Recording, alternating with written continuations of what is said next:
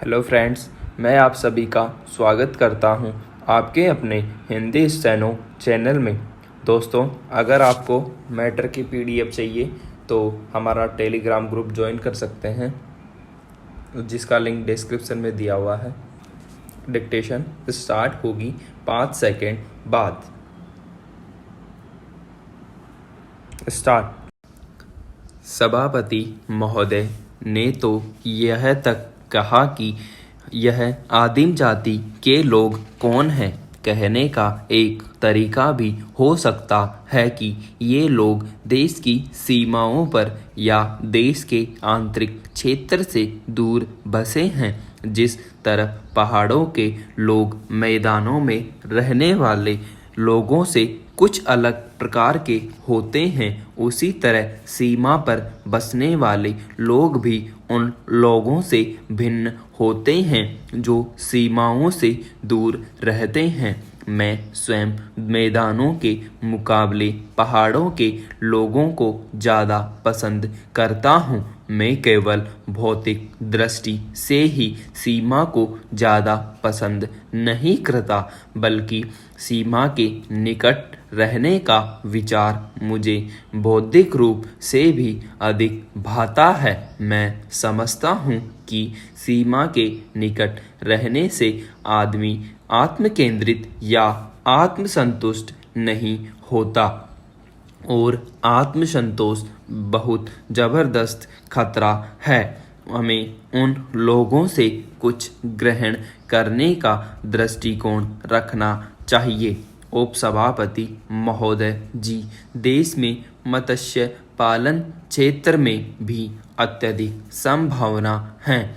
नीली क्रांति मिशन के अंतर्गत वर्ष 2020 तक 1 करोड़ टन मत्स्य उत्पादन 8% की वृद्धि दर से हासिल करने का लक्ष्य रखा गया है। रेशम उद्योग की असीम संभावनाओं को देखते हुए सरकार ने हाल ही में समेकित सिल्क विकास योजना को भी मंजूरी दी है। यह योजना मंत्रालय केंद्रीय रेशम बोर्ड के जरिए लागू करेगा। वर्ष 2017-18 से 2019-20 के 3 वर्षों के लिए 2161 करोड़ रुपये के कुल आवंटन की मंजूरी दी गई है।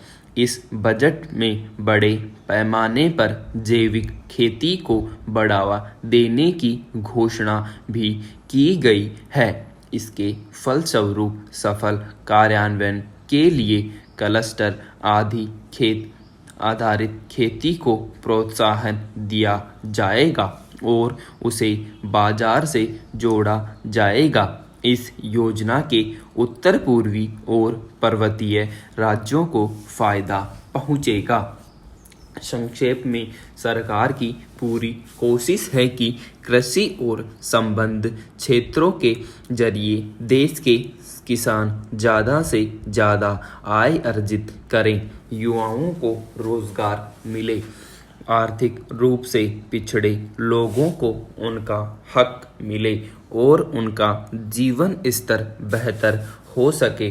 किसानों की आय बढ़ने में कृषि और संबद्ध क्षेत्रों के महत्व को स्वीकार करते हुए प्रधानमंत्री श्री नरेंद्र मोदी ने भी कहा है कि हरित क्रांति और श्वेत क्रांति के साथ हमें जैविक क्रांति, जल क्रांति, नीली क्रांति और मीठी क्रांति लाने पर भी जोर देना होगा। अध्यक्ष महोदय, देश के विकास और प्रगति में कृषि एवं संबद्ध क्षेत्र का महत्वपूर्ण योगदान है। देश का आर्थिक व सामाजिक ढांचा इसी पर टिका है। कृषि एवं संबद्ध क्षेत्र भारतीय अर्थव्यवस्था की आधारशिला है। यह न केवल देश की 2/3 आबादी की रोजी रोटी एवं आजीविका का प्रमुख साधन है, बल्कि हमारी संस्कृति, सभ्यता और जीवन शैली का आईना भी है।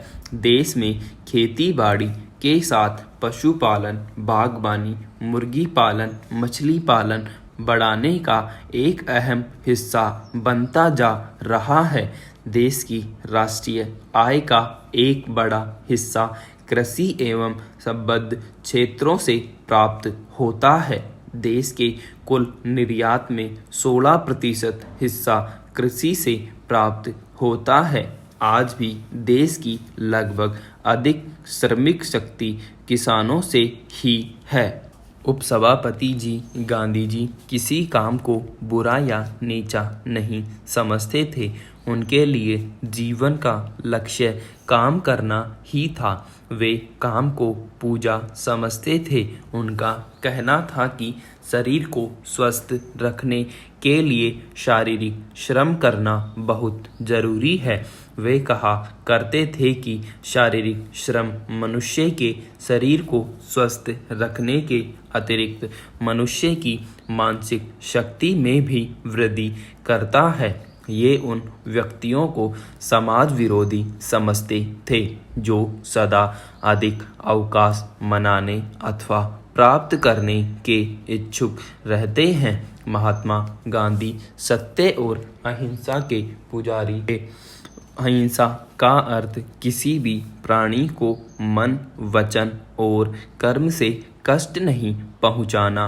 सत्य और अहिंसा के बल पर ही गांधी जी ने भारत को आज़ाद कराया। आज हम सब भारतवासी उनको आदर एवं प्रेम पूर्वक बापू कहकर पुकारते हैं। सभापति महोदय, जिंदगी की दौड़ भाग में जब भी फुर्सत मिलती है अपनी सेहत का ख्याल रख लेती हूँ।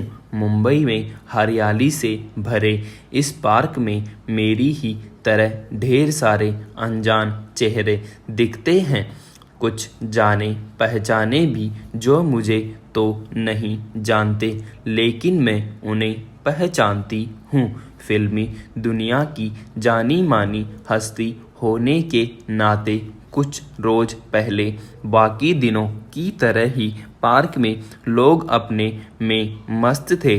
सबने अपनी अपनी सहूलियत और गतिविधियों के हिसाब से अपना स्थान चुन लिया है। इस तंग शहर में छत या आंगन जैसी जगहें बहुत कम है। शायद इसीलिए लोग परिवार के साथ खुले आसमान के नीचे वक्त बिताने की ख्वाहिश लिए यहाँ चले आते हैं। जो लोग घर वालों के साथ थे उन्होंने घास वाली जगह पर अपना डेरा जमा लिया था। कुछ खाते और बतियाते हुए कुछ प्रेमी जोड़े अपने में गुम थे। कुछ बुजुर्ग झूले पर बैठे बातें कर रहे थे तो कुछ खुद को चुस्त दुरुस्त करने की चाह लिए योगासन कर रहे थे। बच्चे हर जगह थे, झूले पर, घास पर, बहते पानी के पास। उसकी दुनिया सब जगह है, इसलिए वे बच्चे हैं।